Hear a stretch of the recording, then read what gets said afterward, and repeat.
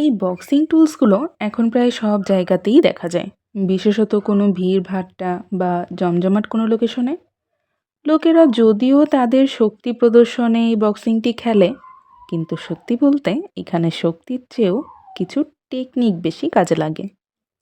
তো যাই হোক, আমার আসলে নিজে খেলার খুব ইচ্ছে ছিল, যদিও জানি আমার পক্ষে বেশি স্কোর করা পসিবল ছিল না।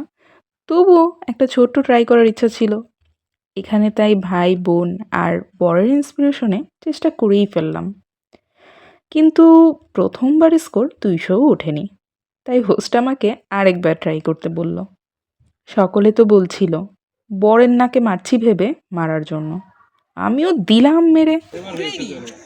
উঠবে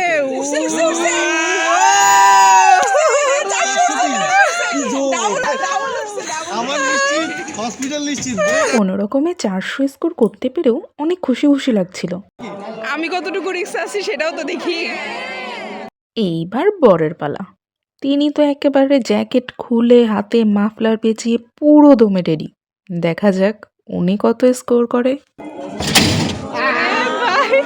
আর ওনার স্কোরে তো সকলে আমাকে নিয়ে হা হুতাশ শুরু করে দিয়েছিল। বোঝাই যাচ্ছিল ওনার হসপিটাল কনফার্ম হলেও আমার তো শ্মশান যাত্রা নিশ্চিত।